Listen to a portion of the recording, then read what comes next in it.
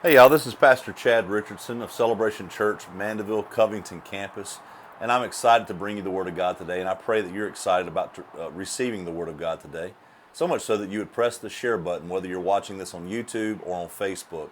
And if you're on Facebook, please take a moment and press Watch Party to allow those in your friends list to come and join you as we study the Word of God together.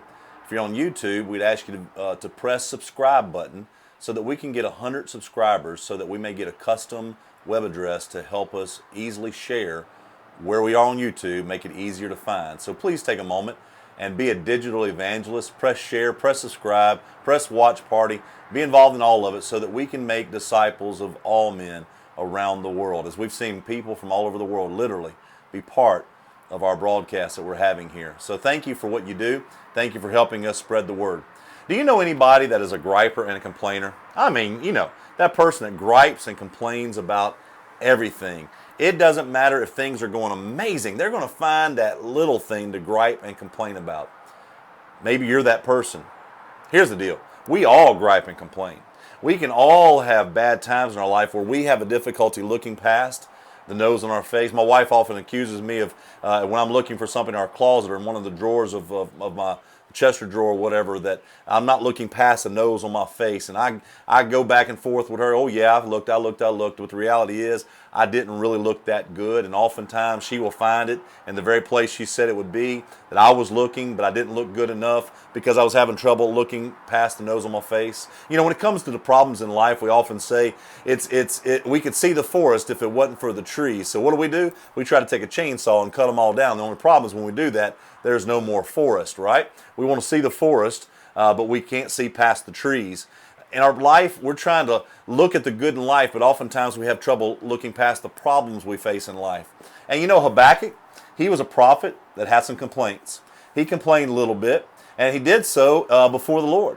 He would gripe and complain, and the Lord would have a response. In chapter 1, it begins right off with Habakkuk complaining about the world in which he lived. He's talked about the fact that the world has violence and has misery and has destruction, and it's surrounded with people who love to argue and fight. The law is no good. There's no justice in the courts. He goes on and talks about all of these things. Boy, it sounds a lot like the world we live in right now, doesn't it? It sure does. Everything he said, that's exactly the way the world looks right now. Matter of fact, you add sickness on top of that we're seeing. It's compounding one more problem that we look at. And many people have difficulty looking past that problem in life. They can't see anything good. They can't see the goodness of things. Matter of fact, I saw someone share on social media the other day about 900 and some odd people that were pronounced cured from coronavirus in Italy.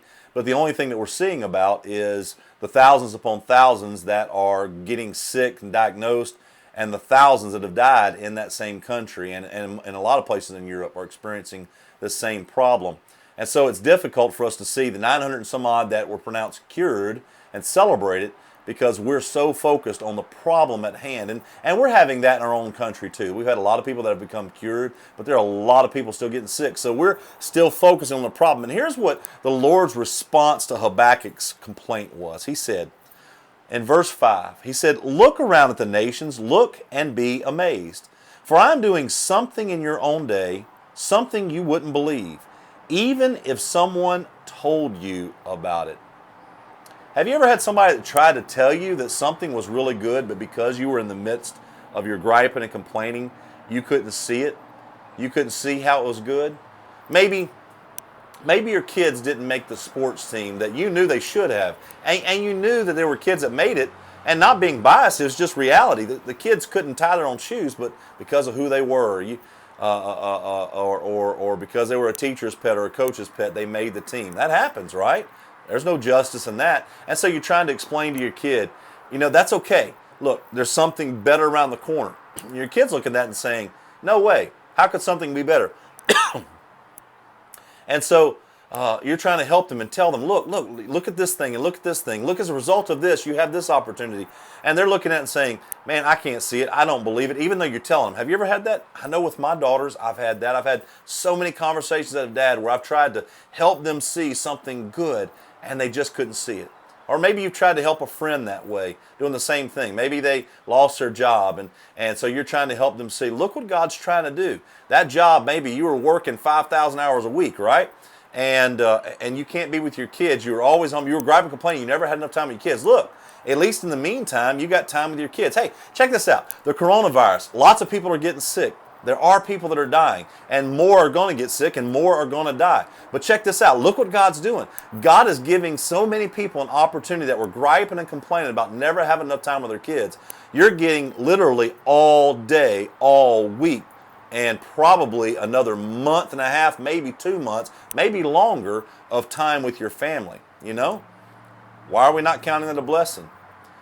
Why? Because we're having difficulty seeing. We can't believe it because we're still looking at the problem. We're not looking past the nose on our face to see what God is trying to do in our lives. Guys, I'm here to tell you, God is working something amazing in your life right now, no matter what it is.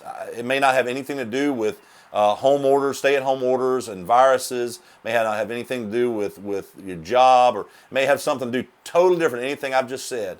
But God is working something out. And it's difficult for us to see because we're looking at the problem. But that is where we in faith have to trust God to guide us. See, that's what it means to be a follower of Jesus. We can gripe and complain, but ultimately, griping and complaining is really showing a lack of faith in our part of honoring God for who He is and recognizing all that He has done. And if He's done it before, there was an R&B gospel artist that his last name's Tibbet, Ty Tibbet, I believe his name is, that said he could do it. He did it before. He could do it again. And I believe that so much in faith as I look in the Word of God. I see it in Genesis and I see it in Revelation. In my own life, I see it before, and I know that He's working something out. And I have to, in faith, believe that God is doing it. That's what faith is all about. Not paying attention to the things I see. It's the things that are unseen. It's the hope in the things that are certain, not because we just got our best guess estimates on it, but because the Word of God says it. And I believe the Word of God to be true.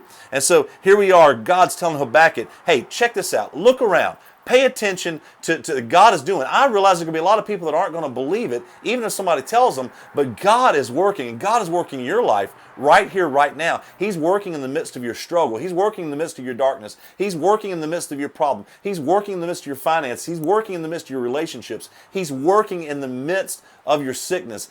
God is working things out in amazing ways, and there's going to be an amazing story to tell that we're going to be able to testify of God's goodness. Maybe not now, but in the future. But in faith, we should be able to testify about it now, believing in faith of what God has for the future, because that's the God that I worship. That's the God that the Bible teaches about. That even though there is truth about the problems that we face, God is guaranteed we're going to go through them. There's still hope that God is going to help us overcome, because He's already overcome the world. Greater is He that's in us than he that is in the world. So listen to what the Lord is telling Habakkuk. Habakkuk's complaining. The Lord's saying, I got something good. Just trust in me. I got something good. I've got you. I'm going to take care of you. And if God says it, you can take it to the bank, cash a check. Even if the banks are closed, it's going to clear. Why? Because God wrote the check. And God's always been there. He will always be there. God is faithful even when we're not. So I pray that you're encouraged this Tuesday, and that you'll go and encourage somebody else that you know may be down today. Helps lift somebody up. Help be an encouragement as I'm striving to be an encouragement to you. God bless you. Please share, and we'll see you on the flip side.